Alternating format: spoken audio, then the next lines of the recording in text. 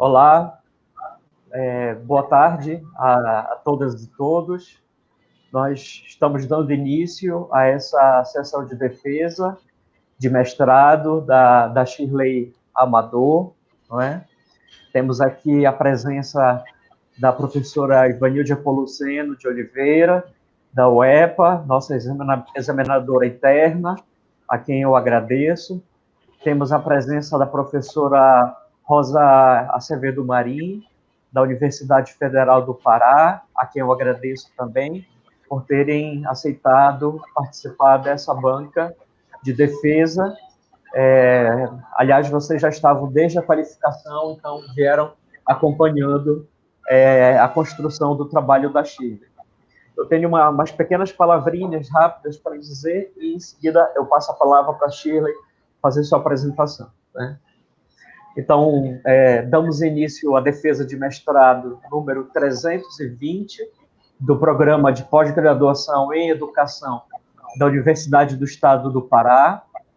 Agradeço a presença de todas e todos que nos acompanham na página da Rede de Pesquisa sobre Pedagogias Decoloniais na Amazônia, o grupo de pesquisa ao qual se vincula a dissertação de Shirley, e agradeço novamente, cumprimento a banca, a professora Rosa Acevedo Marim, professora Ivanilde Apoluceno. Shirley traz como epígrafe de sua dissertação, né, um excerto de Patrício Guerreiro Arias sobre o papel subversivo da oralidade. Como aqueles que nos estão assistindo, né, não conhecem ainda o texto da Shirley, eu vou ler a epígrafe do trabalho dela, que diz bastante sobre o que vai ser apresentado. O papel subversivo que a oralidade cumpriu na luta de resistência e insurgência frente à dominação exercida pela imposição da matriz colonial e imperial de poder, os povos índios e negros fizeram da palavra um instrumento mais eficaz, não somente para resistir, mas também para reafirmar sua própria presença, pois depois de mais de 5 séculos de dominação e de contínuos intentos, né, tentativas de liquidá-los, de assimilá-los, de civilizá-los, desenvolvê-los e agora modernizá-los, o maior triunfo dos povos indígenas e negros é que seguem existindo e continuam falando com sua própria palavra. É sobre esse papel, esse poder subversivo e educativo da palavra, da oralidade, da tradição oral, de que trata a dissertação de Shirley, a partir de sua própria palavra, como pesquisadora quilombola, e a partir das palavras dos narradores de sua comunidade em Salvaterra, no arquipélago do Marajó, no Pará. Mas é também com uma escrita engajada, que podem se mover as lutas por justiça social e por pedagogias outras, pedagogias dos e das oprimidas, pedagogias decoloniais.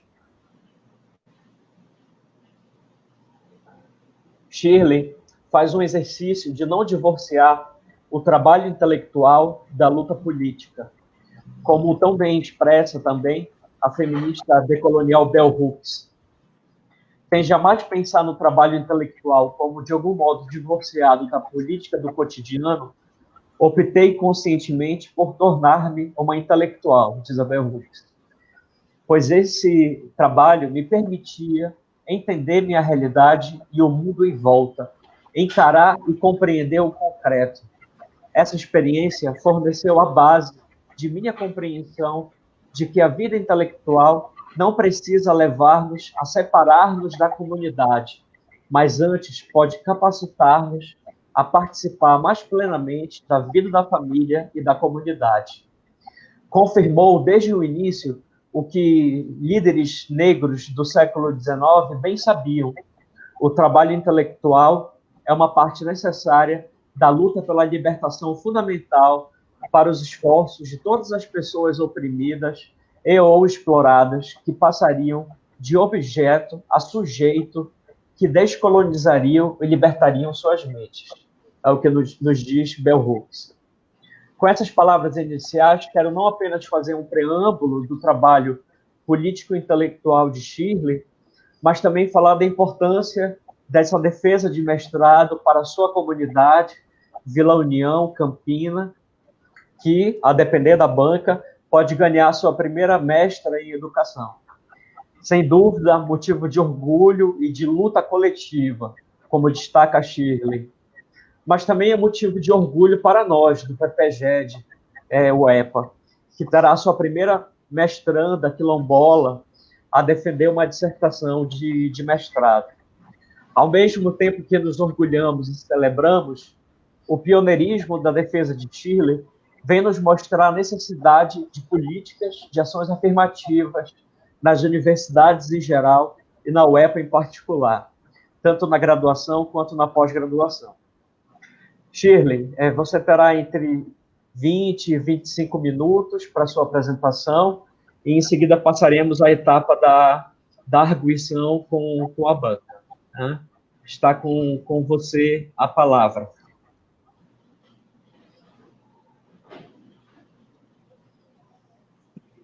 Boa tarde a todas e a todos que estão vivenciando e acompanhando esse momento juntamente conosco pela página da Rede de Pedagogias Decoloniais.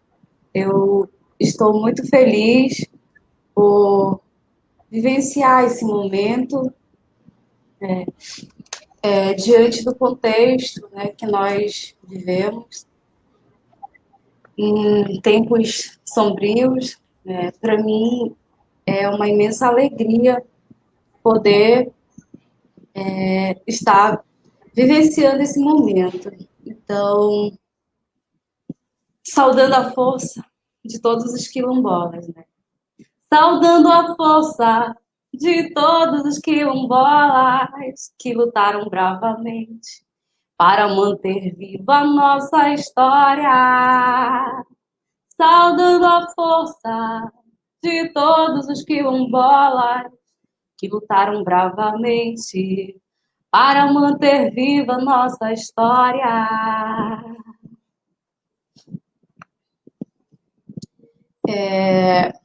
Professor,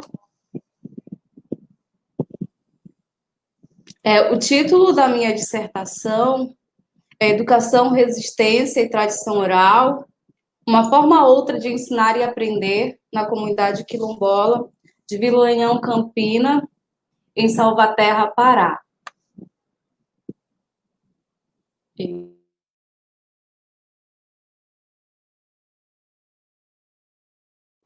Professor, você poderia colocar os slides, por favor?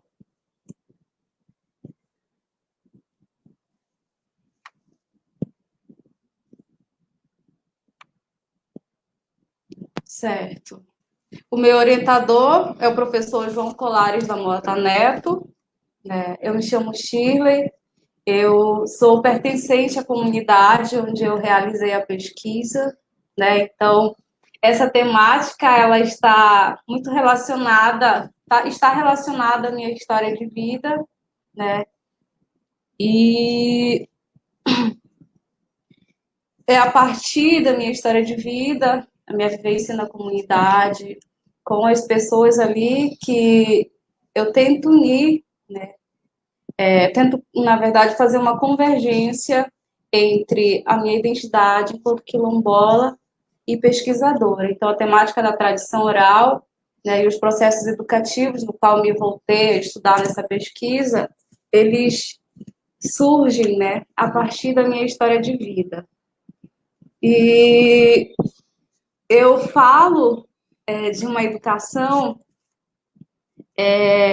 no qual, da maneira, na verdade, como nós aprendemos, Tudo aquilo que a gente vivencia na comunidade, que é um processo amplo de educação. Eu apresento o Quilombo como um espaço educativo, permeado de ancestralidade, de cosmogonias, de resistência frente às opressões, E eu trago um educar cheio de sentidos, que está vinculado ao nosso cotidiano, né, as nossas lutas diárias, as nossas vivências, que está vinculada também à cultura, às ancestralidades, às nossas lembranças, às nossas experiências que são transmitidas, né, nas bocas das pessoas mais velhas que compõem a comunidade, dos outros sujeitos, né,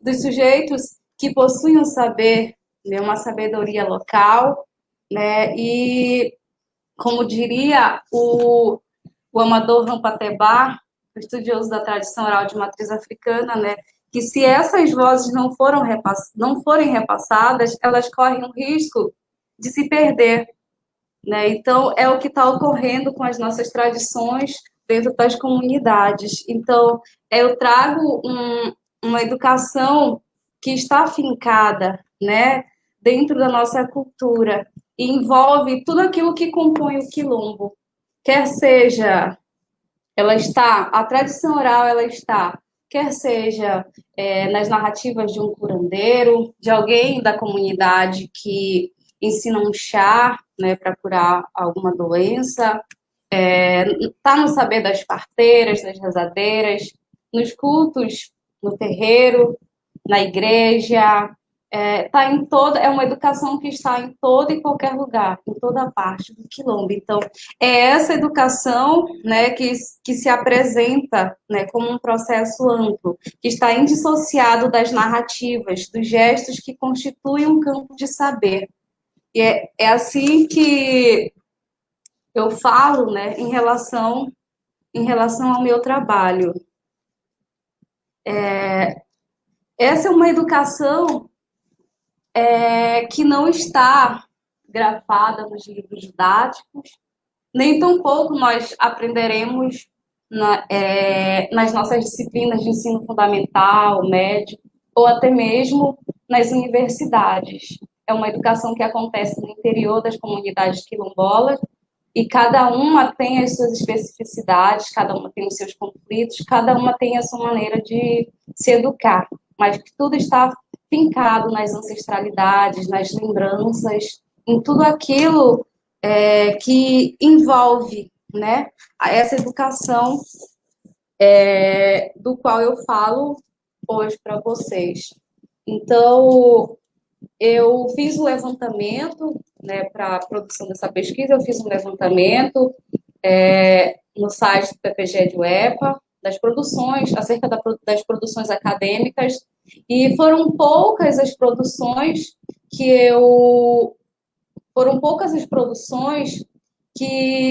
eu encontrei nesse site. Eu fiz um recorte de 2005 a 2015, o site ainda não estava atualizado, eu encontrei apenas 6 pesquisas voltadas para as questões das comunidades quilombolas, teve como locus as comunidades quilombolas, e no site da CAPES, no banco de dados da CAPES, eu encontrei uma dissertação, que é a dissertação da Daniela Barros, que fala, né, sobre a tradição oral de matriz africana em Salvador, Bahia. Então, mas nenhuma está voltada para a região do Marajó, pelo levantamento que eu fiz. Então, eu trago uma pesquisa que evidencia o meu lugar, que evidencia o território, que evidencia as pessoas que compõem a minha comunidade, que envolve todo um contexto de luta, de resistência histórica. Então, eu procuro evidenciar outros modos de educação e recontar, né, a história a partir dos grupos que foram subalternizados, né, e especificamente a partir dos grupos negros que aportaram na Amazônia Marajoara. Eu acredito que esse seja um trabalho relevante para o Brasil, para a Amazônia, pelo número de populações quilombolas existentes, né, no nosso país, na Amazônia, em específico no estado do Pará, que possui um número significativo de comunidades, né? E em Salvaterra, nós temos um território composto por várias comunidades quilombolas, né? E Vila União é uma delas. Vila União Campina é uma delas. Então, eu acredito que esse trabalho tem muito a contribuir, né, levando em consideração o número de populações quilombolas existentes no nosso estado. Pode passar, professor, por favor. A problemática do meu trabalho é como a prática da tradição oral se constituiu em uma pedagogia decolonial no contexto da comunidade quilombola de Vila União Campina, em Salvaterra, Pará. As questões que norteiam esse estudo quais são os saberes que circulam no cotidiano da comunidade quilombola de Vila União Campina, como essa pedagogia se caracteriza dentro da comunidade e como a tradição oral contribuiu para a preservação e a ressignificação do conhecimento tradicional. Pode passar, professor. Os objetivos específicos analisar a prática da tradição oral de matriz africana, como ela se constitui em uma pedagogia decolonial no contexto da comunidade quilombola Vila União Campina. Os objetivos específicos cartografar os saberes de herança africana e afro-brasileira que estão expressos na oralidade dos sujeitos quilombolas, analisar os processos educativos presentes na comunidade que se ancoram na oralidade, identificar elementos expressos nos processos educativos comunitários que contribuem para a formação de uma pedagogia decolonial e antirracista na Amazônia. Pode passar, professor. Então, eu destaquei alguns teóricos bases da pesquisa, né, como o Amador Rubatebá, o livro da Daniela Barros, Halbach, para falar de oralidade, tradição oral e memória. Eu trago também, apresento autores que abarcam a pedagogia decolonial e suas interfaces, e também os estudiosos das populações quilombolas. Uma delas é a professora Rosa Cepedo Marim, que está compondo essa banca na dissertação. Então, foram reflexões muito importantes para o desenvolvimento do meu trabalho. Pode passar, professor. E para conduzir, esse trabalho, o método utilizado foi a etnografia e a história oral, dentro de uma perspectiva decolonial. Eu usei esse método para falar, para enxergar as particularidades nas pesquisas etnográficas. Em educação, esse método abre possibilidades e também, a partir desse caminho metodológico, quando a professora Rosa, na minha banca de qualificação, apresenta o trabalho da Giovanni, assim, que eu fiquei, assim, muito feliz, porque é alguém que também fala do seu lugar, alguém que fala das suas experiências com a comunidade da qual ela pertence. Então, ser sujeito e objeto de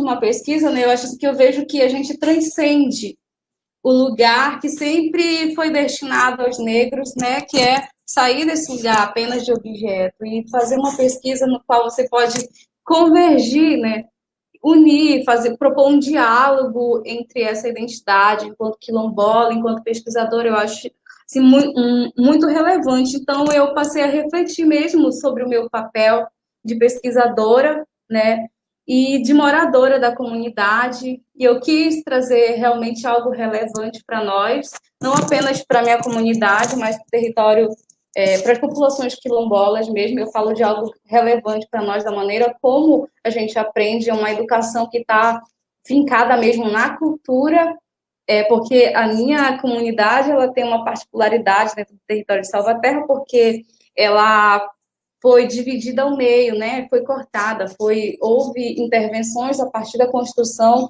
da rodovia PA 154, mas essas questões eu vou falar mais adiante. Então, eu compartilho, na pesquisa, eu compartilho das preocupações e riscos, no qual a Giovânia fala no trabalho dela, e eu também compartilho dessa preocupação, dos riscos de estudar a si mesma, de ser sujeito e objeto da pesquisa, E, assim, a pesquisa foi acontecendo dentro da comunidade, e as entrevistas ocorreram em diversos espaços, na roça, nas casas de forno, enquanto as pessoas estavam trabalhando ali, porque a gente não pode atrapalhar o cotidiano. Então, a gente vai e participa, né? E assim a gente foi desenvolvendo a pesquisa. E a coleta dos dados começou a partir do momento que eu, enquanto pesquisadora, passei a me envolver mais no cotidiano dos moradores, passei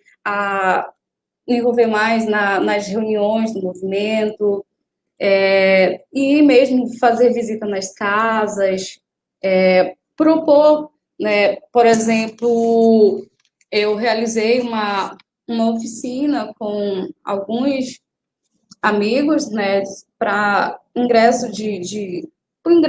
para contribuir com o ingresso de alunos quilombolas no processo seletivo da Universidade Federal do Pará, e eu envolvi alguns estudantes do curso de Ética no Desenvolvimento do campus de Soure. Foi algo assim bem gratificante mesmo, poder contribuir com a comunidade ali. Então, a coleta de dados começou a partir do momento que eu passei a me envolver mais, né?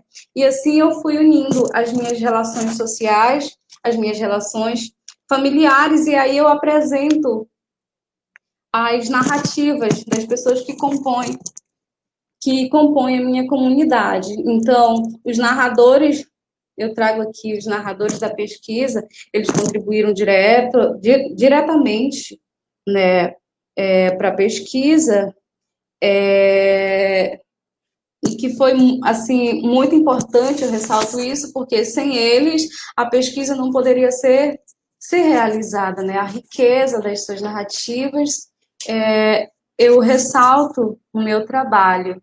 Então, foram 10 moradores que contribuíram diretamente. Teve outros moradores que participaram, mas contribuíram de outras formas.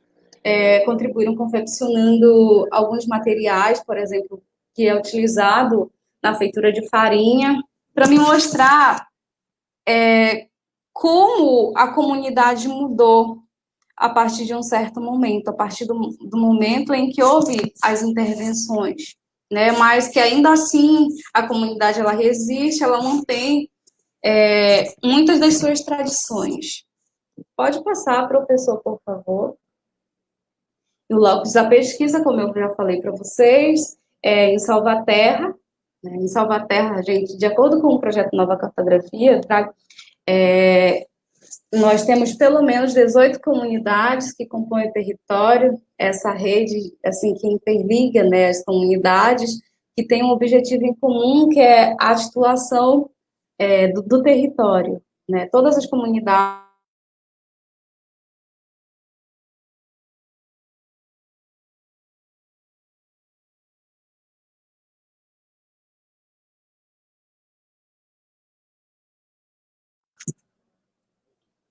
Você poderia passar o slide, por favor? Então, Salvaterra possui um número significativo de comunidades quilombolas. Salvaterra é uma cidade, um dos 16 municípios que compõem o arquipélago Marajoara. Pode passar, professor. E lá nós temos um número significativo de comunidades, e Vila União, Campina, é uma delas. Pode passar, professor. Então, foi aí que eu realizei a pesquisa. Vila União, Campina é um território, eu posso dizer assim, que eu pude vivenciar muita coisa ali, né, desde a minha infância. É algo que me toca, porque é algo que está para além apenas de uma terra, mas que tem toda uma história. Eu cresci ouvindo muitas histórias e pude vivenciar, e hoje eu posso contar aquilo que eu vi, aquilo que eu ouvi, aquilo que eu vivi, né? Transmitir essas experiências a partir de um trabalho científico acadêmico. Então, para análise dos dados, eu fiz uma triangulação, né, no qual eu busquei correlacionar, né, relacionar o que foi visto, ouvido, vivido durante a pesquisa.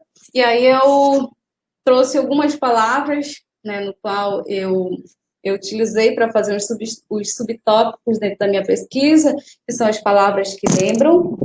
Dentro das palavras que lembram, eu falo da constituição da comunidade, do início, como foi que ela surgiu, eu falo das memórias ancestrais, eu falo realmente do território em si, do lugar. Nas palavras que militam, eu trago a organização das comunidades quilombolas em Salvaterra, bem como a história, né, das tradições. Eu trouxe essa palavra para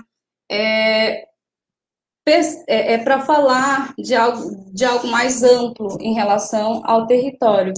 E a outra palavra palavras que educam, no qual eu enfatizo a questão do trabalho, da educação, né, da vivência mesmo ali na comunidade, que envolve saber fazer essa educação. Pode passar, professor, por favor. Então, aqui, dentro das palavras que lembram, eu destaquei uma narrativa, né, que fala como era a comunidade, né, para demonstrar o quanto que ela se modificou, o quanto que ela foi descaracterizada atualmente, como ela está. Então, eu trago essa narrativa para lembrar como ela era. Campina era uma sobra de terra, minha filha. Isso aqui era só campo. Lá na entrada da boca do campo, era terra sem dono. Quando meu bisavô veio para cá, todos podiam fazer casas onde queriam. Essa terra era desamador. Eram poucas casas, só casa de parentes. As casas eram bem distantes umas das outras. Nós andávamos um bom pedaço. Era pouca casa e tudo era parente. Agora tem gente aqui que eu nem conheço. Então eu trouxe essa narrativa para lembrar como era a comunidade. E hoje ela vem passando por inúmeras transformações em seu espaço físico-simbólico. Pode passar, professor. E dentro das palavras que militam, eu destaquei uma narrativa que é do coordenador da Malungo, o Hilário de Moraes, no qual ele me ajuda a contar, né, como iniciou o movimento quilombola em Salvaterra, e ele apresenta, né, a importância das mulheres, porque são elas que encabeçam o movimento, e ele fala assim: as primeiras mulheres a encabeçar realmente foi a Luzia Betânia, que é a Bete Quilombola, uma das primeiras mulheres que chegaram, na qual nós temos um respeito muito grande. Eu chamo ela de Diamante Negro, e com ela vieram a Socorro do Bacabal, a qual é a atual presidente lá, né? A Cristina, que é da comunidade de Santa Luzia, a Ivete do Paixão, a Solange da Campina e outras pessoas. Então, eu trago essa narrativa para mostrar, né, o envolvimento, né, como é essa teia dentro do território quilombola de Salvaterra, que é pela luta em prol da titulação territorial. E as comunidades, elas vivenciam conflitos diferentes. Em Vila União Campina, por exemplo, a questão da identidade, né, algo que vive muito em conflito, porque vieram muitas pessoas, a partir da abertura da PA 154, vieram muitas pessoas de fora que se interessaram por essas terras, né? É uma comunidade que está muito próximo do processo de urbanização, mas que ainda assim eu percebo que ali resiste muita coisa da ancestralidade, né? Que, por exemplo, a agricultura familiar. A agricultura familiar, desde o início da comunidade, se faz presente. A maioria das pessoas que vivem ali são agricultores e vivem do plantio da roça de mandioca, de abacaxi, do plantio de abóbora, maxixe.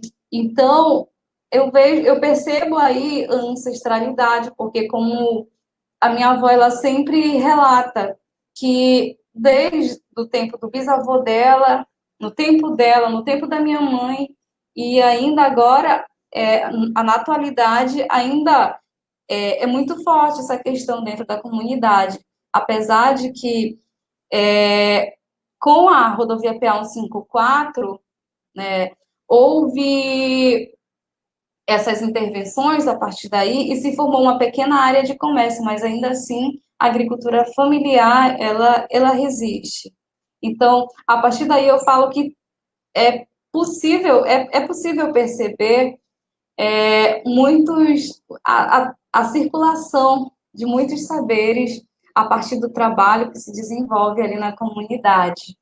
Pode passar, professor. E aqui eu trago a questão das palavras que educam, que é um dos últimos tópicos da minha dissertação. Eu falo sobre a questão da educação na comunidade, como eu já falei, que está atrelado ao saber fazer, né? E ali eu falo da luta, né, para conseguir a escola, porque na memória, né, nas narrativas dos mais antigos, fala-se de um tempo, eles remontam um tempo em que era muito difícil estudar, né? Estudar. E muitas pessoas que procuram, vamos dizer assim, estudar ou fazer uma universidade tem que sair da comunidade. Isso é algo que marca, né? Porque muda o destino de alguém, porque a gente não quer sair da comunidade, vir para a cidade, que é um outro contexto. Aqui a gente tem que reaprender, né? A, a, vamos dizer assim, se virar mesmo para não desistir, porque longe de família, longe dos amigos que a gente está acostumado, e dentro da comunidade é uma dinâmica totalmente diferente, porque todo mundo se conhece ali, vai, toma café na casa do outro, e assim, a partilha mesmo ali, né? Então, na cidade é totalmente diferente. Então, a escola ali na comunidade foi um ganho, né, em qual eu destaco que a fala da dona Vera, que ela foi uma das pessoas que muito lutou para que fosse plantada a comunidade, a escola ali na comunidade. Então, ela fala assim: a escola foi pedido do povo, dos moradores. Tinha muita criança que não sabia ler nem escrever. Já estavam rapazes e moças. O povo reivindicou a escola. Eu era sozinha, não tinha nada, não tinha merenda, servente, eu trabalhava sozinha. Então, fala-se de um tempo muito difícil, né? E ela fala, essa foi a primeira escola que foi plantada ali no Quilombo, de Vila União Campina. Hoje nós temos duas escolas que atendem até o ensino fundamental, mas quem quer prosseguir vai para a cidade, né, que não tem, dentro das comunidades quilombolas no território de Salvaterra, a maioria não tem escola de ensino médio. Então, quem quer prosseguir com os estudos tem que sair da comunidade ou ir para o centro, né, lá em Salvaterra, ou vir para a capital. Então, a luta se dá em prol de melhorias, né, para dentro da comunidade. A questão da educação escolarizada é uma delas, né? Então, eu pontuo. Pode passar, professor. Eu pontuo que essa dissertação, né, ela parte de um processo amplo de educação, né, que está fincada na nossa maneira de viver. E dentro da comunidade são tantas coisas que me fazem lembrar, né, a questão da educação, que ela está em todo e qualquer espaço, quer seja nos mutirões, nos convidados, né, quando as pessoas ali reúnem dentro de um trabalho coletivo em qual todos são beneficiados, ainda é possível perceber isso dentro da comunidade, né? O saber circula na casa de forno, onde as pessoas riem, brincam ali para realizar a tarefa do dia a dia. Então, essa é uma educação que não é formulada dentro de uma caixinha, são saberes que emergem a partir do cotidiano, é uma educação que prepara realmente o sujeito para a vida, porque ele tem que aprender ali para sobreviver, para lutar pela sobrevivência, porque se ele não plantar, ele não vai ter de onde tirar. E muitos ali são agricultores, né? Então, o meu trabalho, ele abarca mais ou menos, eu tentei fazer, né, trazer uma visão do meu trabalho. Então, eu pontuo que a tradição oral é um processo de educação desencadeada pela transmissão de saberes, de conhecimentos que fazem parte da nossa história, das nossas práticas culturais. E algo importante, né, eu digo assim, que o meu pertencimento, ele sempre vai me levar, sempre vai me conduzir a contribuir, né, com algo que seja relevante para as nossas comunidades. E eu pontuo também sobre a questão da construção da PA 154, que modificou a dinâmica de vida ali na comunidade. As crianças já não podem mais brincar livremente, né, porque tem o perigo dos carros que passam ali, né? Muitos animais desapareceram, a vida mudou após a construção da PA 154.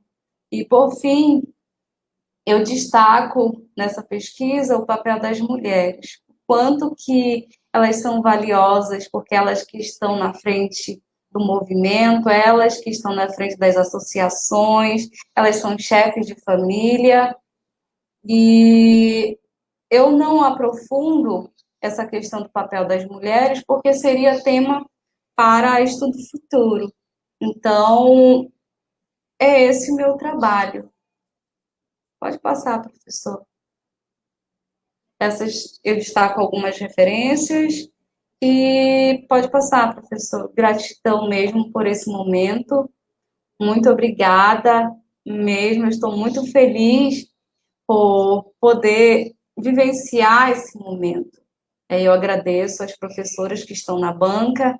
Eu destaco também a importância do trabalho da professora Rosa, através do projeto Nova Cartografia, né, que sempre contribuiu ali para que as comunidades pudessem se reconhecer enquanto quilombola a partir de oficinas. Eu cresci ouvindo, né, a minha mãe falar, e hoje eu posso, assim, eu estou muito feliz por ter a professora Rosa na minha banca, que é alguém que contribui muito junto aos povos e comunidades tradicionais, né? Eu agradeço mesmo a todos, e a caminhada até aqui não foi fácil.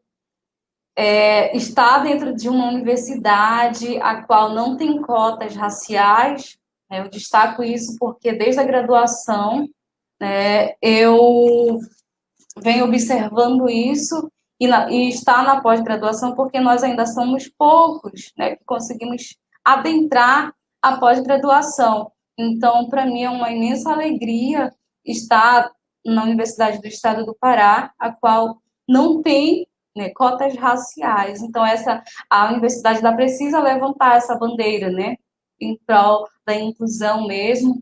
E o PPGED foi uma experiência assim, incrível para mim. E a emoção, eu fico emocionada de lembrar, né, a trajetória para chegar até aqui, não foi fácil. E todas as pessoas que acompanharam a minha luta, as minhas dificuldades para estar dentro da universidade. Então, eu agradeço muito mesmo. Só gratidão. Obrigada.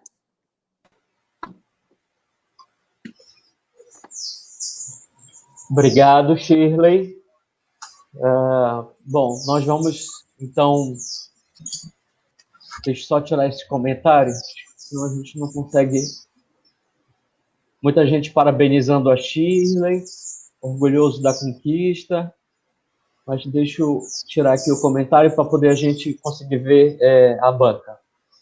Bom, então, imediatamente a gente passa a palavra para a professora Rosa Azevedo Marim, a quem eu agradeço mais uma vez pela presença.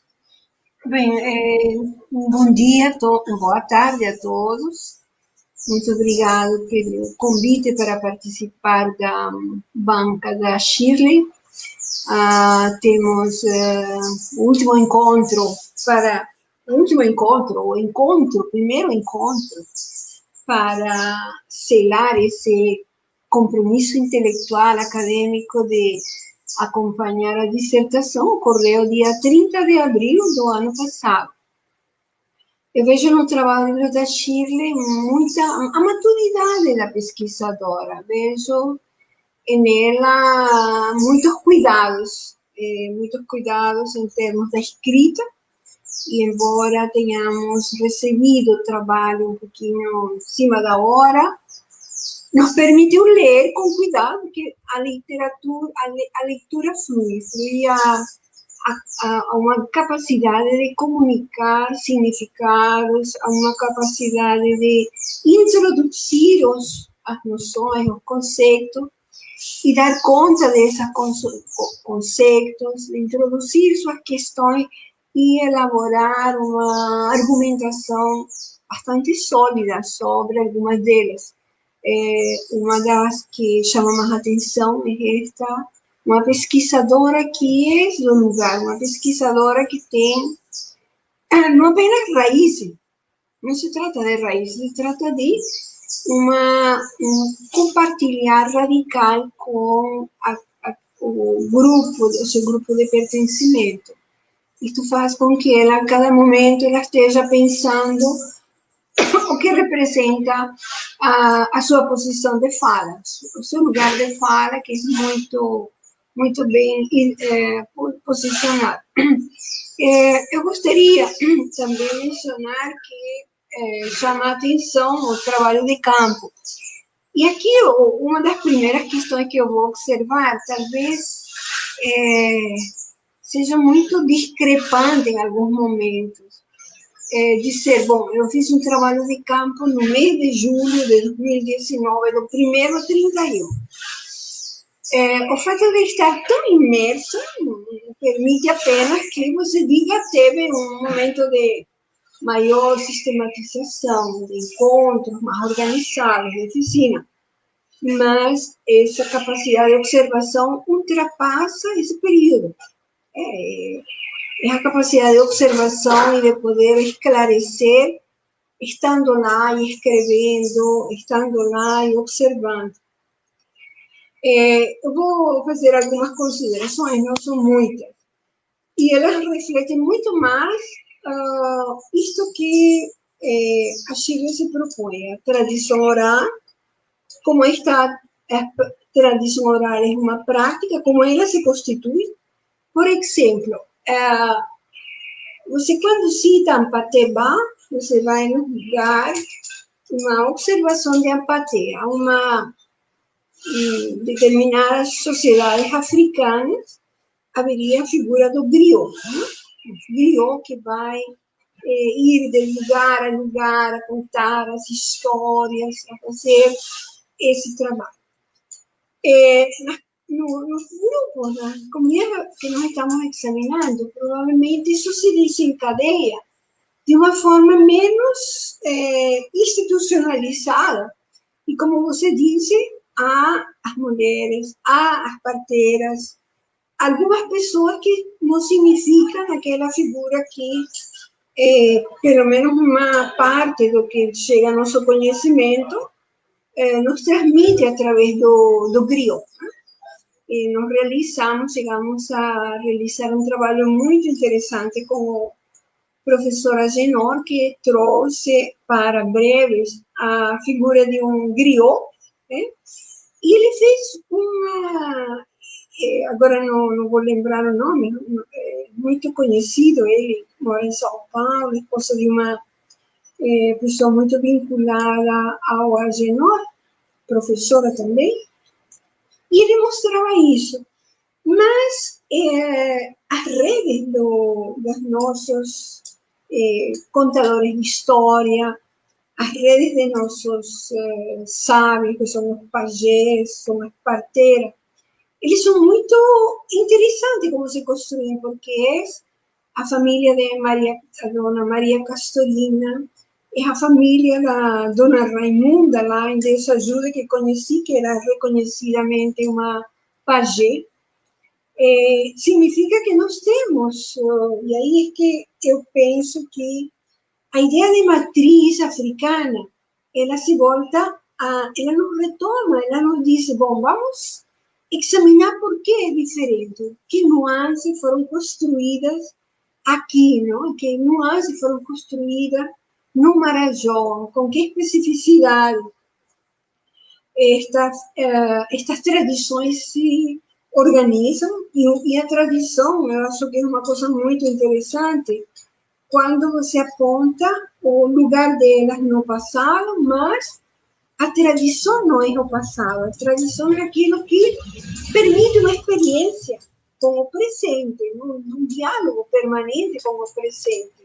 Não é o passado que está morto, a tradição está viva. Por isso que você disse, em um determinado momento, a tradição de realizar os mutirões, ela parece debilitada, né?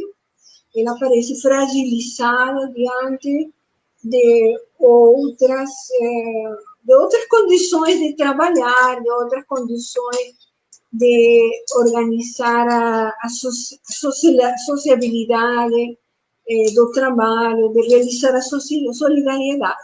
Então, a minha ideia é que, assim, se pensamos na sua tese, retomar um pouquinho para chegar no final e ver como é que a matriz africana, a matriz marajoara, pode ser discutida, tá? Sem tentar quebrar ou sem tentar produzir apenas moldes, não. Há variantes dessa tradição, assim como há variantes do carimbó no Marajó, há variantes das danças também, há variantes da forma de produzir alimentos, que também é uma coisa importante. Há isso que vocês chamam uma educação que está dada no cotidiano, muito interessante. Eu lembrava uma das visitas que realizei com Maria José Alcântara, em Pau Furado, e estavam crianças brincando, elas tinham fabricado, talvez até você fez isso na sua infância, eles fabricavam de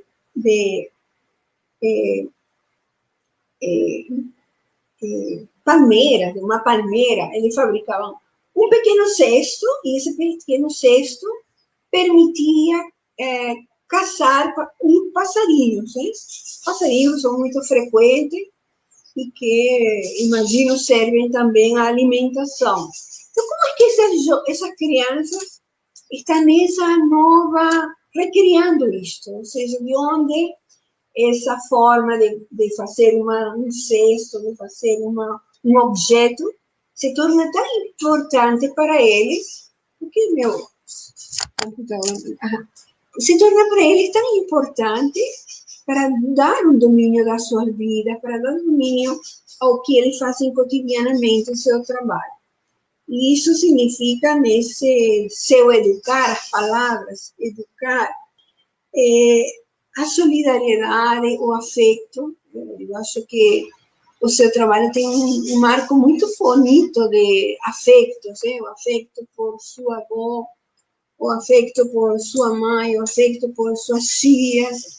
Então, questões que provavelmente nós tivemos agora nesse momento da pandemia, tivemos uma demonstração o quanto essas palavras têm um sentido profundo na vida social. E na leitura do seu texto está muito interessante o que você elaborou, e, aliás, eu sugiro que esse texto seja transformado em um artigo. O que você elaborou quando fala de um estado atual do conhecimento que lhe permite dizer, bom, poucos estudos foram feitos, ou não há estudos sobre tradição oral, tradição em Marajó, em Salvaterra. Isto me leva a uma outra, assim, solicitar que no futuro, no que você poderia escrever como um artigo, isso seja tomado com uma atenção a com que significado eles estão trabalhando a tradição. Se é o mesmo de matriz africana que você traz, se é uma ideia, que ideia de tradição está ali, né? Qual é a ideia de tradição que muitas vezes é tomada como uma ideia muito rígida de tradição. A tradição, conforme nos ensina Terence Ranger e Eric Hobsbawm, a tradição ela está constantemente em movimento, ela está constantemente alimentada por inovações, né? E você vê isso, eu tive a visão disto em uma forma de montar um parque temático. Penso que foi o colega Petrônio que trouxe essas fotografias. Em uma das comunidades se monta um parque temático montando pedaços de madeira, montando pneus. Isto tudo é algo que aparentemente imitaria um destes parques que nós vemos na cidade, mas que é diferente quando é construído por eles, quando é construído pela comunidade quilombola. Então, a minha primeira observação seria, no futuro, tente rapidamente poder construir desse capítulo, esse estado de arte, da arte, um bom capítulo, um bom artigo sustentado sobre uma noção de tradição. Você vai se dar conta também de que é muito importante trazer os vários autores e estabelecer as diferenças entre esses autores, porque não será um único. O que o empate fala é algo que provavelmente se diferencia de outros autores também da literatura africana. E isso eu poderia depois contribuir para indicar esses outros autores. Bom, há uma outra questão já no capítulo que você nos traz, faz esse tripé: educação, tradição e resistência. Eu tive a impressão de que, em algum momento, não sei se há educadores lá em Campina, Vila União, que são da própria comunidade. Por exemplo, a Ivete lá de Pau Furado, ela é professora, né? Eu conheci ela como professora. Então, que essa professora não é para tomar ela como o centro da sua atenção, mas que uma professora dessas, está falando, e Vila União e Campinas são gêmeas, não? Vila União é gêmea, mas paixão é gêmea de Vila União e Campinas. Então, trazer algumas dessas professoras, porque eu penso que uma parte do seu trabalho é importante para aquilo que eu concebo hoje como um movimento das comunidades quilombolas de Salvaterra. Isto eu conheço através da Maria Páscoa, da doutoranda do PPGA, o interesse que há em discutir educação. Né?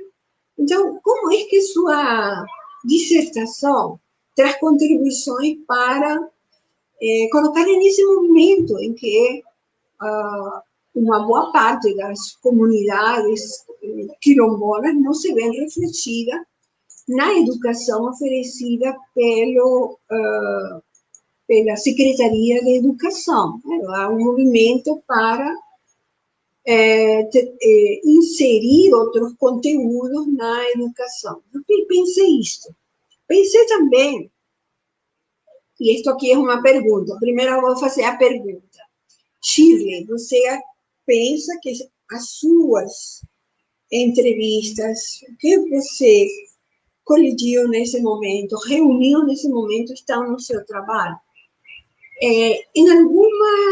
Por alguma intercorrência, eu acho que as suas falas são bem curtinhas em relação aos seus entrevistados, né? Os 10 entrevistados que você teve mais atenção.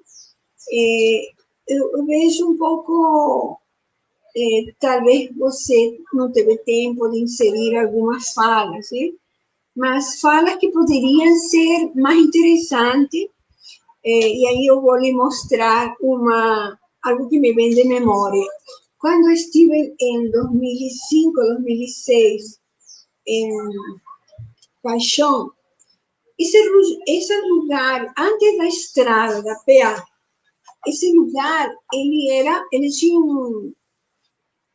uma forma de comunicar-se com Salvaterra, que era através de um veículo, que era um veículo que tinha o nome Mocorongo, né? Acho que era isso, Mocorongo. E as pessoas falaram muito, e eu não vi no seu trabalho. Bom, e talvez seja parte do que isso mudou.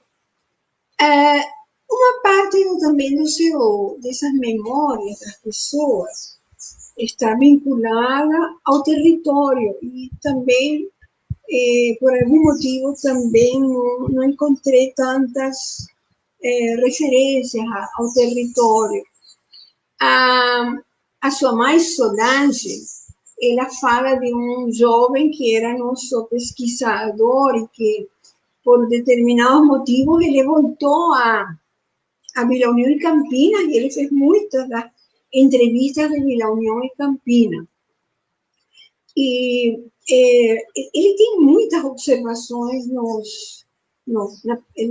nesse momento ele estava fazendo curso de História, tem muitas observações sobre as rosas. Então, você fala das rosas, mas não nos diz onde estão as rosas em Vila União e Campinas.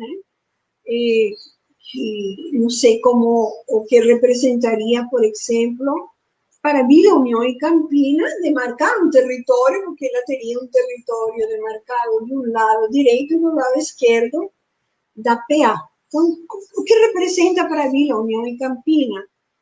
Essas intervenções, talvez algumas questões, você deixou de perguntar por uma questão de já ter a resposta, mas eu teria perguntado para Dona Maria Castorino, que é uma das pessoas que tem mais idade entre as entrevistadas, como ela viu a chegada da estrada, sabe? Acho que tem muitos elementos. Uma outra questão, vamos lá, os vínculos que se construem porque Vila União está relativamente longe, ou seja, só se tem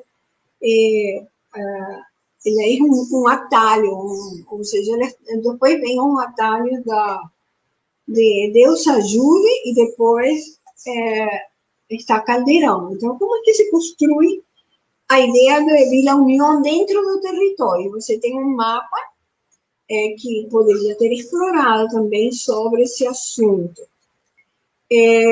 Mas, no conjunto, a minha pergunta é, você sente que as suas entrevistas, suas conversas, suas anotações, elas estão vamos dizer, integralmente muito mais estão bem exploradas no seu capítulo final. Eu acho que esse capítulo é a parte mais substancial, porque é onde você dá sentido a tudo que é a oralidade. Tudo que é oralidade. Se fala de uma parteira, mas se fala muito pouco sobre essa parteira.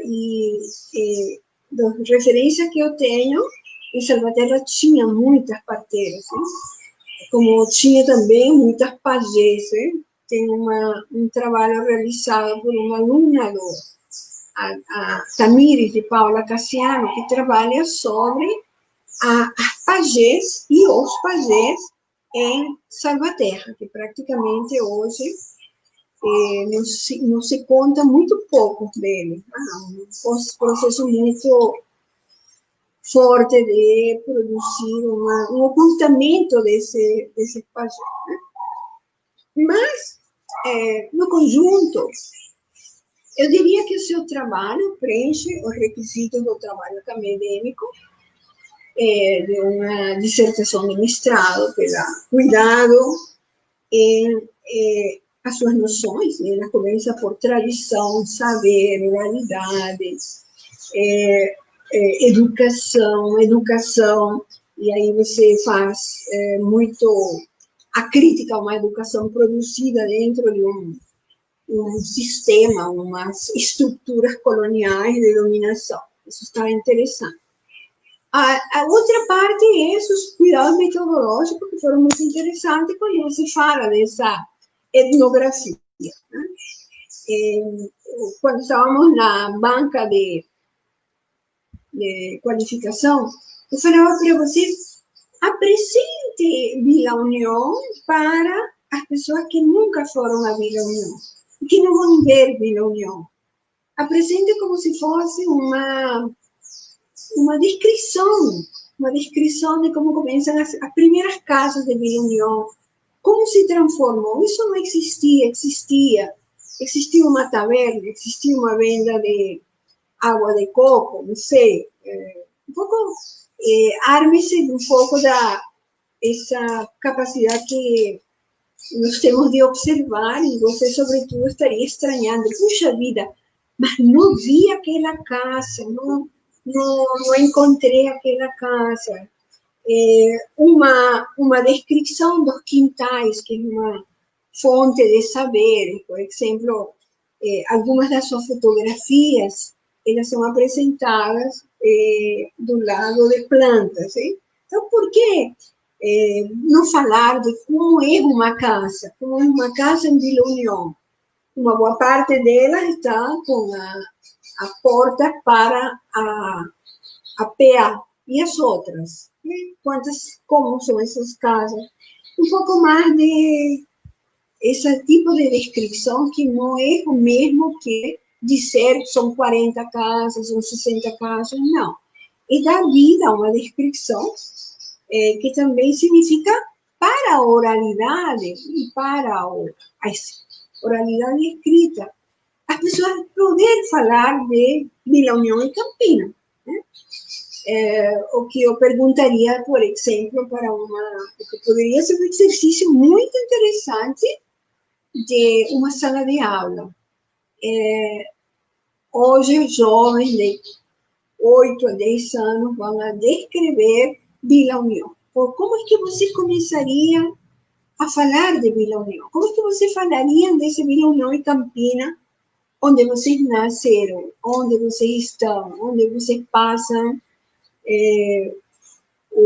todo o seu tempo, manhã, tarde e noite? O que os priva, por exemplo, como eles veem a própria estrada, que você, e agora na sua apresentação, nos mencionou um pouco como isso afeta a própria socialização das crianças, o medo que possam ir até a estrada e os carros representam uma ameaça. Então, penso que isso também poderia ser exercício a levar para um programa novo de educação que tenha seja mais voltado para produzir um autoconhecimento, um auto se reconhecer nesse território e se reconhecer como quilombola. Bem, eu considero também que suas considerações finais são consoantes com o seu trabalho, embora aqui eu teria dito como é que eu encontrei as oralidades e a tradição de matéria africana. Né? Acho que essa ainda não consegui me encontrar totalmente em uma parte que você estabeleça isso, porque também depende de que África estamos falando, né? Mas eu considero que o seu trabalho preenche todo o requisito. Parabenizo pela dedicação. Penso que você tem vários artigos a construir, vários trabalhos, várias contribuições, de fato, para pensar uma educação que represente para os quilombolas de Vila União Campina, mas de toda Salvaterra, uma condição de produzir uma forma de resistência. Isto é conseguir fazer que esse seja o modo de vida, e um modo de vida respeitado, um modo de vida valorizado, um modo de vida que não seja objeto de interferência, porque se monta uma fábrica, porque se quer produzir petróleo, se quer fazer isto ou aquilo nessa área. E que realmente isso signifique para esses jovens quilombolas modificar uma visão colonial. Tá bom? Então, eram essas minhas palavras e eu agradeço. Muito obrigado, professora Rosa. Nós é quem agradecemos. E eu vou passar a palavra para Shirley, para Shirley poder dialogar um pouco com as questões que trouxe a professora Rosa.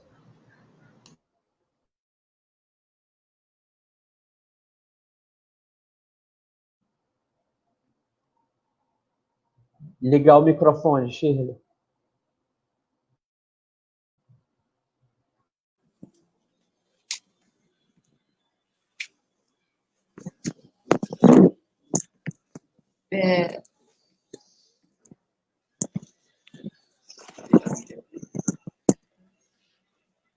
Obrigada, professora Rosa, pelas contribuições, por me fazer refletir, né, em relação ao meu trabalho.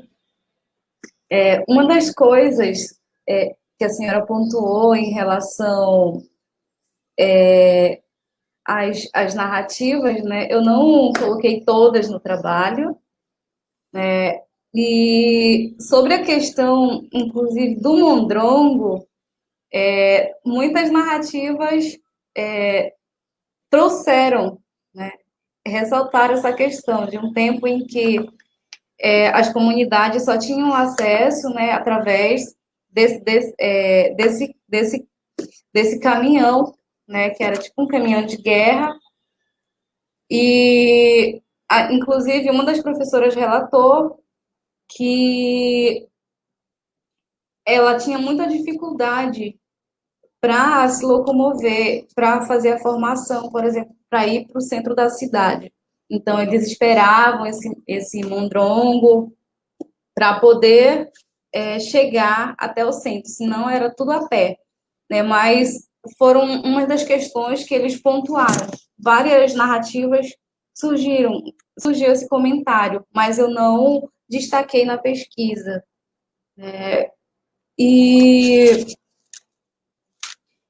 penso que eu poderia, né, explorar um pouco mais, mesmo as narrativas. Eu não coloquei todas agora no trabalho, né, para defesa, mas surgiram muitas questões, né, e também refletindo de como eu poderia apresentar a comunidade, já que na escola realmente a educação escolar ela se distancia muito da nossa realidade, mas também eu pontuo que essa escola ela recebe alunos não apenas da nossa comunidade, mas de várias outras comunidades. E os professores afirmaram, né, ter dificuldades em trabalhar a questão da identidade quilombola e como as pessoas ali poderiam estar se reconhecendo. Muitos, os meus entrevistados, né, se afirmam enquanto quilombolas, se auto-reconhecem, e uma outra parte da população ali tem dificuldades em se auto-reconhecer, né? Então, são conflitos identitários, de que maneira essas mudanças ocorridas na comunidade afetaram ali, entra em questão realmente o território. Talvez não, eu poderia explorar um pouco mais, né, em relação a isso. Sobre a questão da roça, eu poderia também ver, eu percebo que a partir daquilo que a senhora pontuou, eu poderia explorar muito mais, né, todas essas questões, porém, eu não me voltei a fazer, vamos dizer, a trazer todas as narrativas, porque penso que foi foi, na verdade, foi um tempo, entrou a pandemia, e aí, dentro daquilo que eu tinha me planejado, eu não explorei todas as narrativas, mas penso que eu poderia explorar muito mais.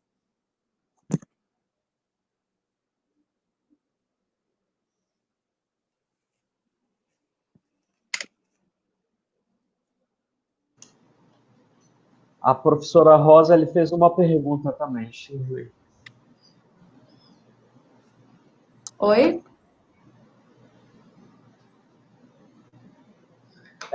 A professora Rosa ele fez uma pergunta também, que eu acho que parcialmente você já respondeu, se o conjunto de depoimentos, de narrativas que você coletou, elas estavam suficientemente bem apresentadas, explicitadas no trabalho, né? Então, você aponta que há algumas narrativas que ficaram de fora do trabalho, mas que podem ser ainda incorporadas, seja na versão final da dissertação ou em outros artigos futuros que poderão desdobrar diferentes aspectos da dissertação. Não é?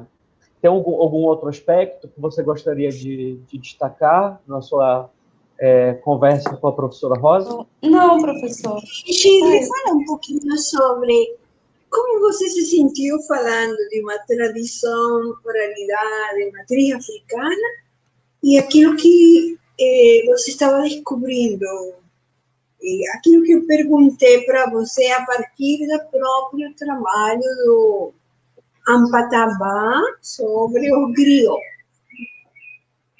Penso que, como a partir daquilo que o Rampateba traz, né, eu penso que, da mesma forma, como essa oralidade se faz presente dentro da nossa comunidade, né? A questão do griot, eu cresci ouvindo histórias contadas pela minha avó, pela minha mãe, né? E a partir daí eu percebo a questão da aprendizagem, que é algo significativo, questão de laços, de relação de pertencimento. Então, o que eu percebo dentro da comunidade são várias narrativas. Se você for chegar dentro da comunidade, perguntar para muitos ali, os novos moradores, vamos dizer assim, que a PA, por exemplo, hoje, ela significa modernidade, né? Com ela houve o avanço de muitas coisas dentro da comunidade, trouxe algumas melhorias, por exemplo, a energia elétrica, né? Mas eu penso que, a partir daí, das narrativas, conhecer um tempo em que eu não estava presente. Então, essas pessoas são acervos vivos de conhecimentos, todos os mais velhos, as pessoas que compõem a comunidade, eu penso que seria nesse sentido de trazer a oralidade, dentro daquilo que o Amador Rampatebá fala sobre a questão da contação de histórias, dos griots. Tá bom. Eu sou uma questão que me esqueci, mas que eu acho importante, que no seu trabalho aparece um jovem que escreve poesia, né? Sim, Aham. E me pareceu tão, assim, não sei como no futuro continuar esse trabalho, artigo, poderia trazer indagar aos jovens sobre como eles percebem esse mundo. Então, aqueles que podem estar mais próximos da sua visão de mundo, mas aqueles outros que você não conhece como pensam o mundo, como pensam aquilo que eles são e o que é de fora, como eles sentem esse pertencimento, até que ponto a oralidade, como uma prática também de ensino, de educar, tocou eles. Né? Eu acho muito bom o fato de você ter trazido esses jovens. E aí vou encerrar. Professora Rosa, a senhora está satisfeita? Tem alguma outra Estou pergunta? satisfeita. Ok, lhe agradeço muito e passo então a palavra à professora Ivanilde Poluceno.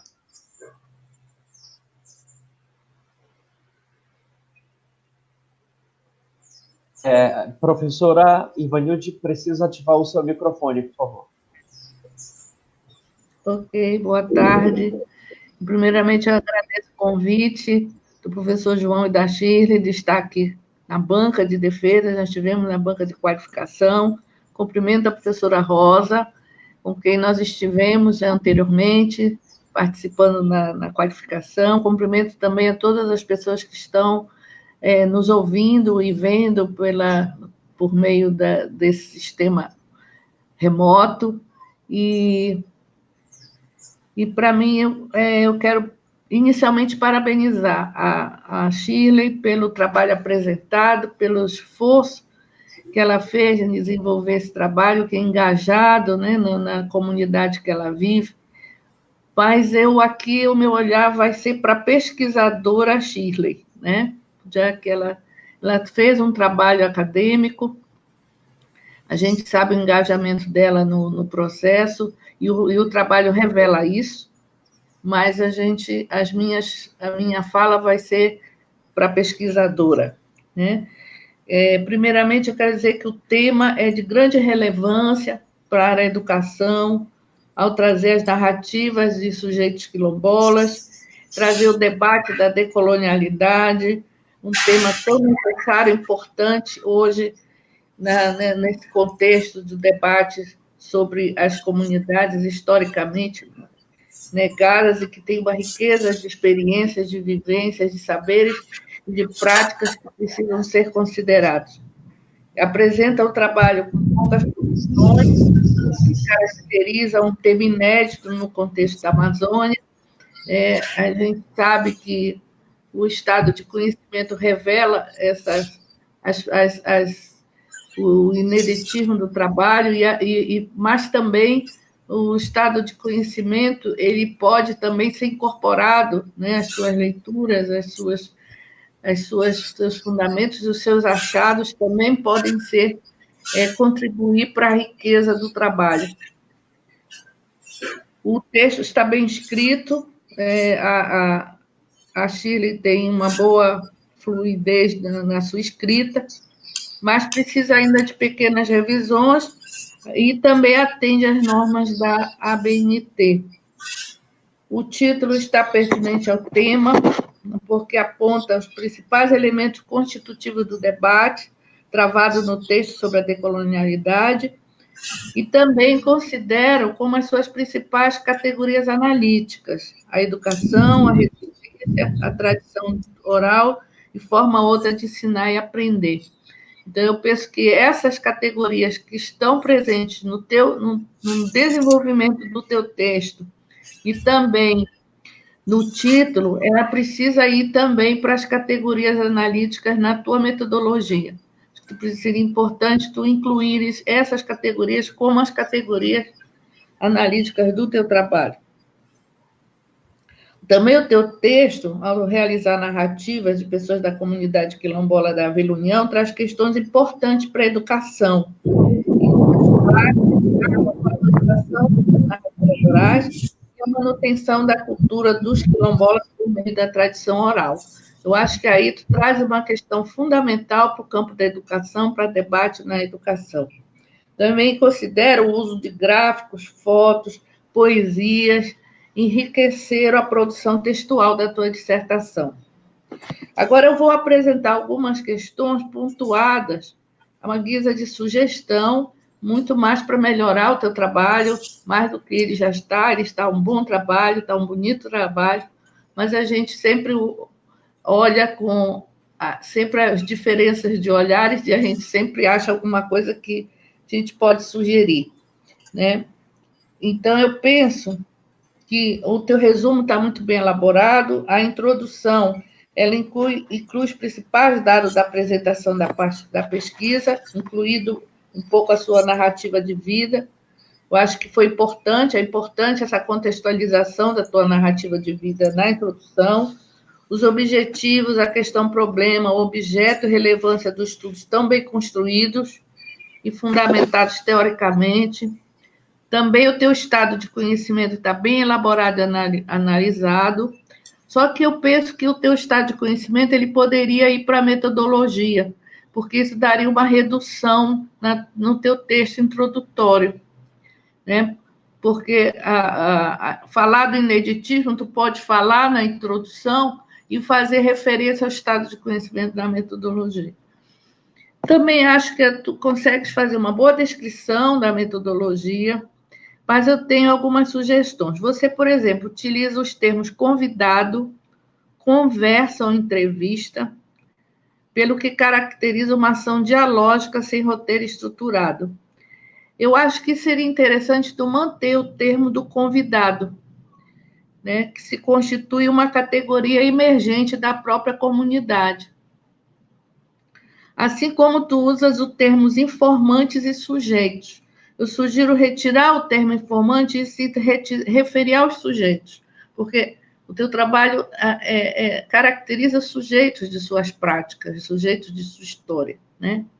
Então, eu achei interessante o termo convidado, que você faz referência, assim como ao informante e o sujeito, mas eu penso que o sujeito ela seria a categoria melhor de utilização.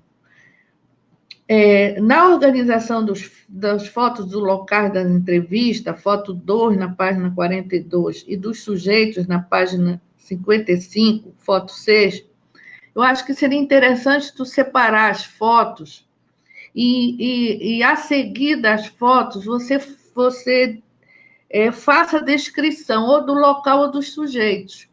Porque você colocou as fotos juntas e dizendo assim, esses foram os meus locais e esses são meus sujeitos. E depois você descreve cada sujeito, a caracterização do perfil de cada sujeito e a descrição de cada local.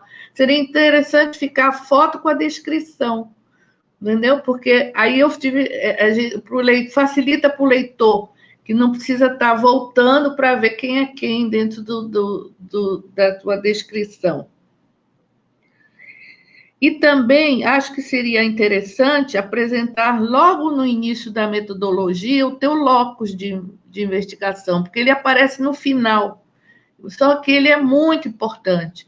Ele traz elementos importantíssimos de descrição do local, que não pode ficar por último, a gente tem que ficar logo no início do processo, né?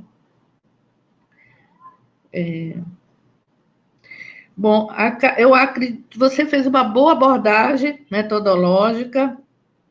A única sugestão que eu faço é você explicitar melhor o conceito de cartografia dos saberes, porque tem uma nota de rodapé, mas essa roda de rodapé você explica o que são os saberes culturais e não o que é a cartografia. Então, seria interessante você descrever a cartografia como uma estratégia metodológica, que foi o que você fez. Tem uma parte da sua sessão que você fez essa cartografia. E em relação aos sujeitos, acho que também seria importante você estabelecer os critérios de seleção, porque você tem um número importante de sujeitos, são pessoas da comunidade, são pessoas de diferentes atuações na comunidade. Eu acho que seria importante você descrever os critérios de escolha desses sujeitos.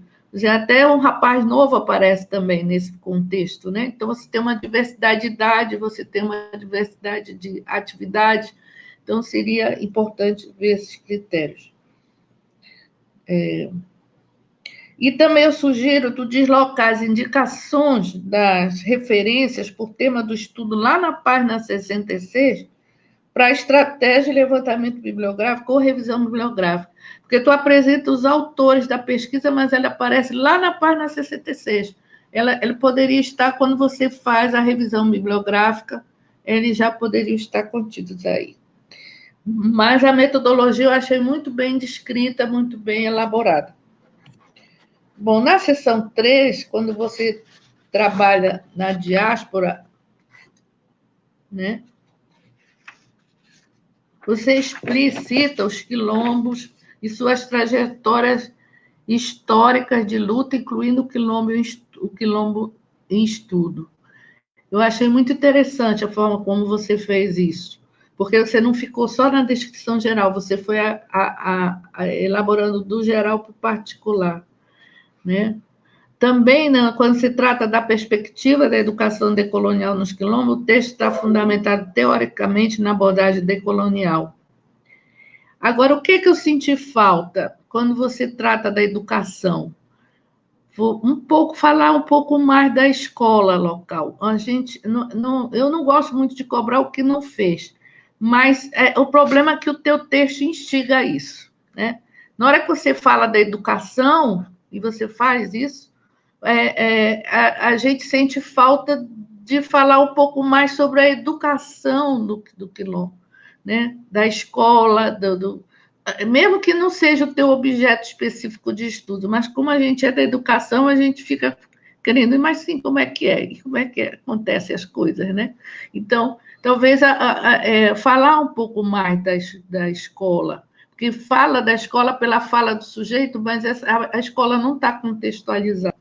Eu acho que poderia você falar sobre isso um pouco mais. E também você anuncia a necessidade de construir uma pedagogia originária das práticas epistêmicas das populações oprimidas na Amazônia. E aí eu acho que tu precisarias tratar isso. Quais são as bases desta pedagogia à luz das práticas epistêmicas do quilombo estudado? Você apresenta, mas teoricamente.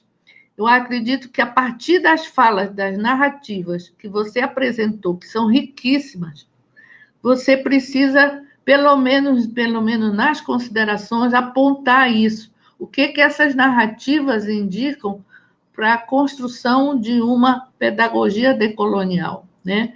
Para que a gente pense numa prática educacional decolonial. Ela está presente no teu trabalho, mas está mais numa discussão teórica. Achei também muito rico as informações e o denso texto da contextualização do quilombo estudado, né? E achei também interessante as narrativas dos sujeitos, a memória histórica via tradição oral, as lutas e resistências. Achei também interessante o uso da letra discursiva, mas eu penso, já que você está seguindo um trabalho acadêmico dentro das normas da ABNT, seria importante destacar as falas conforme as normas, mesmo com uma descrição escrita. Mas eu achei interessante a forma como você usou a linguagem discursiva, né? Também, o teu texto das narrativas ele está muito denso de informações, e principalmente quando chega nas cartografias, eu acho que seria interessante tu criares subtítulos. Você tem os títulos que você fez a partir da tua categorização, mas seria importante criar subtítulos, porque, por exemplo, você trabalha com questão da religiosidade, você trabalha com questão da medicina popular, você traz assuntos diversos e que eles vão sendo acumulados no texto. E se você criar subitens, isso ajuda ao próprio leitor para fazer identificação, aquela está debatendo tal coisa, aquela está debatendo outra, né? E também analisar as fotos. Tem algumas fotos que tu colocas na página 123, foto 11 e 12, que elas foram colocadas como ilustração, mas é importante você analisá-las, porque elas fazem parte do teu contexto, né? Então, seria importante não só ela estar lá, mas também ser contextualizada. As falas dessa sessão são belíssimas, expressam saberes e práticas cotidianas do sujeito na comunidade quilombola. Eu quero lhe parabenizar pela escolha das falas, pela forma como você tratou essas falas, né? Agora, me chamou a atenção aqui que vocês fala na página 136. Você diz assim, toda essa bagagem de conhecimento são desconsiderados pela escola, pela pedagogia moderna, e por isso são deixados de lado dentro dos espaços da educação formal. Eu acho que aqui, quando você faz uma crítica à escola, eu acho que seria importante, por isso, a necessidade de aparecer alguma coisa da escola, né? Então, a escola desse quilombo que você estuda, ela considera essas tradições, essas práticas, ou você está se referindo às escolas em gerais e não à do quilombo? Acho que aqui seria importante você, pelo menos, criar um parágrafo explicitando o teu olhar a partir da escola do próprio quilombo, né? Tanto que você diz assim, apesar de ter sido implementada a disciplina de educação escolar quilombola e existirem alguns projetos, a maioria dos professores relataram que trabalham as especificidades do lugar apenas em datas comemorativas. Você já diz isso, né? Então, acho que seria trabalhar um pouco mais essa relação dessa tradição oral com a escola, já que você mesmo traz essa discussão, né?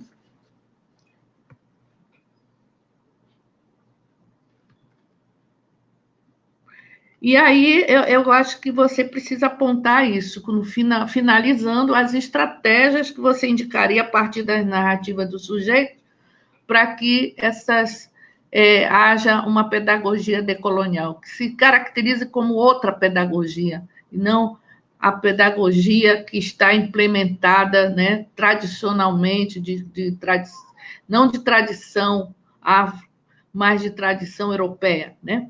Então, eu penso que isso ajudaria mais o teu trabalho, porque o teu trabalho está muito rico, está muito denso, né? Então, eu só parabenizo você e o seu orientador pelo trabalho apresentado e apontando a necessidade de considerar os saberes e práticas educativas decoloniais necessárias, né? Tão necessárias para que a gente haja esse debate, né? Então, trazer essas discussões, trazer essa fundamentação teórica, ela é fundamental para quem está na luta e na resistência como você. Então, parabenizo pelo seu trabalho. Muito obrigada por estar aqui com vocês. Muito obrigado, professor Ivanilde, pela sua avaliação. Shirley, a palavra está com você.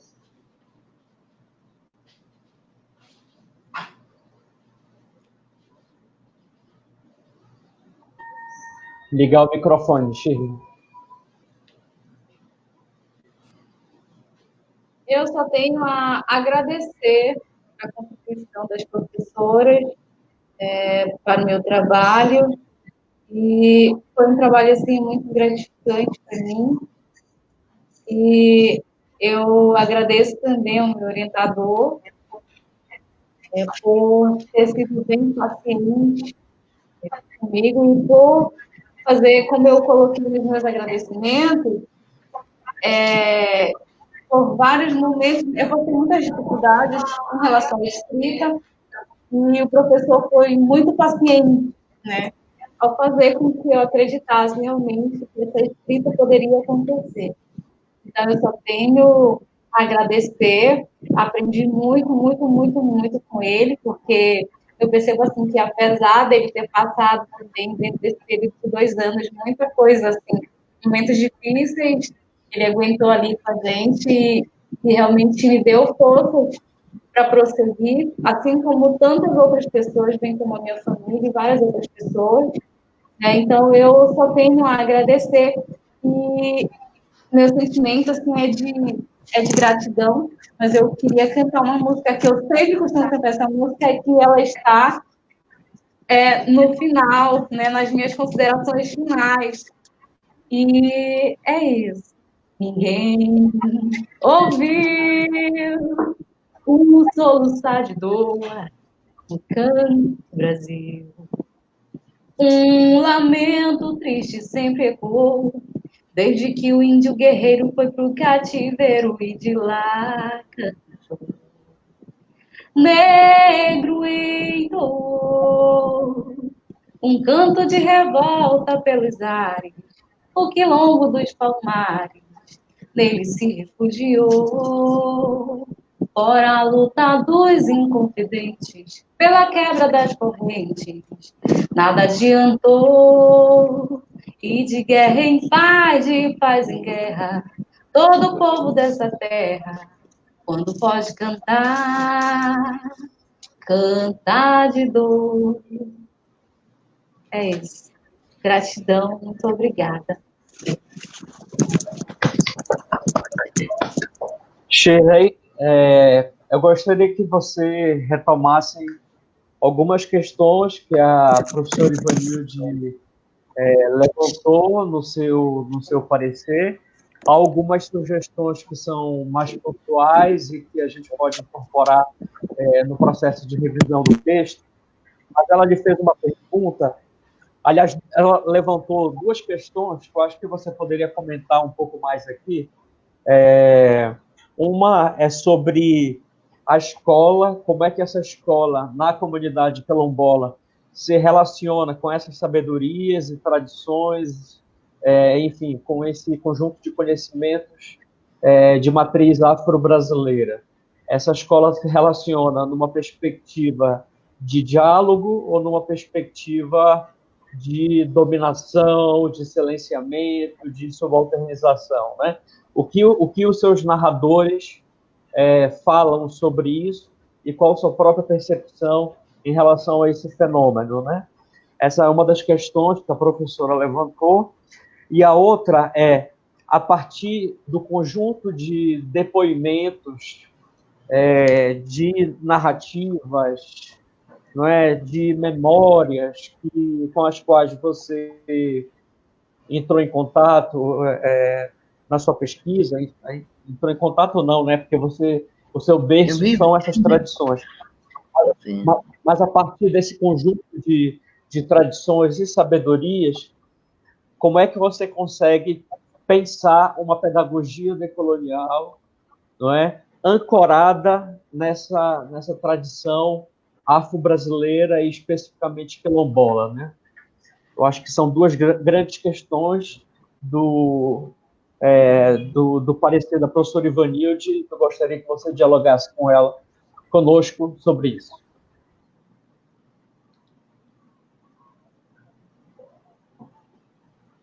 O som. Em relação à escola, eu percebo que ela ainda está muito aquém da nossa realidade, a partir das conversas, né, com os professores, com a direção da escola, apesar de estar dentro de um quilombo, né, eu falo assim, é muita coisa que fica só no papel, né? Nós temos várias conquistas em relação às leis, né, que, por exemplo, a resolução de número 8, né, que para trabalhar as questões de matriz africana, a identidade da comunidade, mas eu percebo que a escola ainda está muito aquém dessa realidade. Então, eu vejo que ela não contribui para a afirmação identitária dos quilombolas que residem ali. E é algo necessário. E também em relação a pensar a pedagogia decolonial a partir, né, das narrativas, eu vejo assim que a gente fala daquilo que ainda não foi dito, não está dentro da historiografia oficial, e falar da nossa comunidade, eu percebo assim a pedagogia decolonial, a partir das narrativas, trazer, vamos dizer assim, como a Giovânia fala no trabalho dela, eu também falo que são os intelectuais, né, uma outra perspectiva de intelectualidade, apontar as pessoas que foram as narradoras, né, junto comigo, contar uma história mesmo que vem a partir dos grupos subalternos. Então, eu percebo a pedagogia decolonial dessa maneira. Pois é, mas isso você precisa colocar nas suas considerações finais. Destacar isso, né? Porque é a tua experiência, a tua vivência, que é importante. Obrigado, professor Ivanilde. A senhora tem alguma outra consideração? Está satisfeita? Não, é só isso, estou satisfeita. Bom, eu também agradeço mais uma vez a banca, não é? Acho que o trabalho da Shirley, no conjunto, evidencia de fato essa necessidade de nós rompermos com uma perspectiva eurocêntrica, ainda presente na educação básica e na educação superior, não é? Pedagogia essa que se forja a partir dos pilares que sustentam o sistema mundo moderno colonial, né? O colonialismo, o capitalismo, o racismo, o patriarcado, o sexismo, o capacitismo e o conjunto de colonialidades. A escola oficial reproduz uma colonialidade pedagógica, mas essa colonialidade pedagógica ela não é a única força presente nesse embate. Há também perspectivas de resistência que estão presentes nas memórias, nas vozes, né, nas tradições, não é? Nas práticas de organização social, no modo de vida distinto. E a Shirley, dentro desse campo vasto das resistências e da cultura, né, quilombola, trouxe uma dimensão que é a dimensão da oralidade, da expressão oral, como uma fonte do educar. Né? E é a partir daí que se pensa uma pedagogia decolonial. Né? Ou seja, uma pedagogia, se não quisermos usar o termo, não usemos, mas uma pedagogia com capacidade de enfrentar essa perspectiva colonialista, hegemônica, presente nos processos escolares. Então, eu também aprendi muito com o trabalho da Shirley. Queria também agradecer a parceria, a confiança, não é? O quanto que nós aprendemos juntos, uns com os outros, um com o outro. Eu digo uns com os outros, não é? Porque nós temos um grupo de orientação e um vai ajudando o outro. E também, evidentemente, a contribuição de todos os professores e professoras do PPGED que lhe ajudaram nessa construção, o curso que você fez na Bahia, não é? Na Universidade Federal da Bahia, que você conta no trabalho, foi muito importante também para que você amadurecesse, teoricamente, suas referências, e toda a sua interlocução com a professora Rosa, também foi muito importante para o amadurecimento do trabalho. Então, só agradecimentos a todos e todas que participaram dessa construção. A gente precisa, a banca, se reunir, nós vamos nos reunir numa sala do Google Meet, né? Eu peço que a banca ela desligue daqui a sua câmera e o seu microfone. Se puderem usar um outro dispositivo, como um celular, melhor, porque aí não precisa desconectar, não é? E Shirley, tu ficas aí na tela, conversando, interagindo com o pessoal, tá bom? Enquanto eu converso com a professora Rosa e a professora Ivanilde, pelo outro link que eu mandei no e-mail para vocês. É o link do Google Meet. Então, Eu vou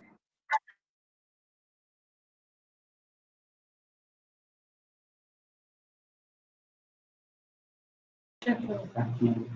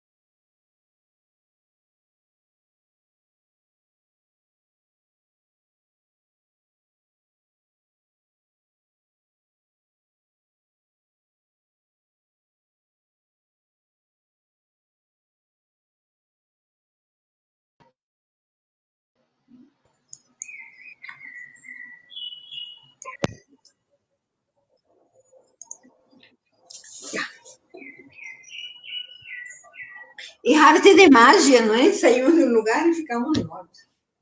Muito bem.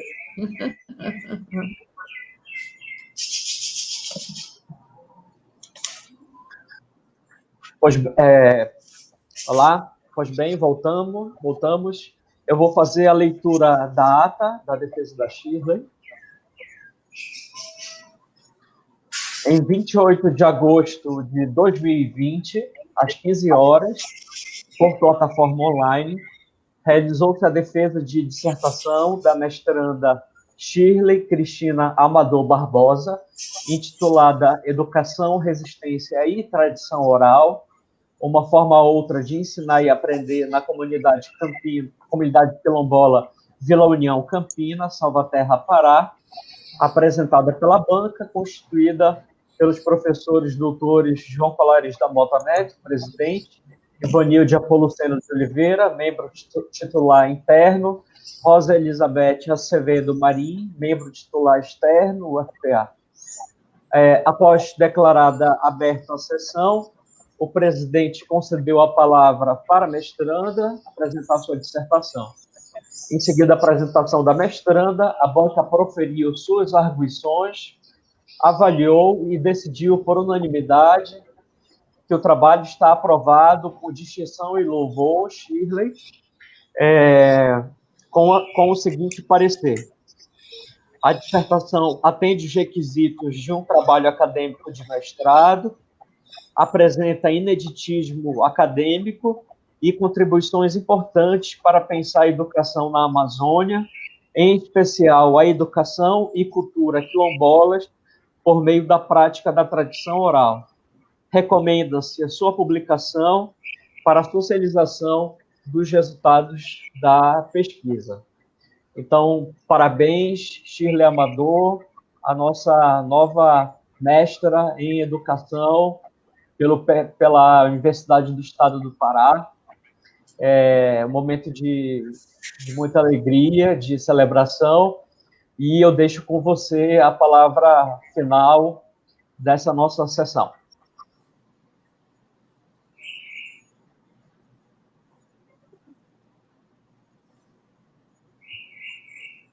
Microfone, Shirley.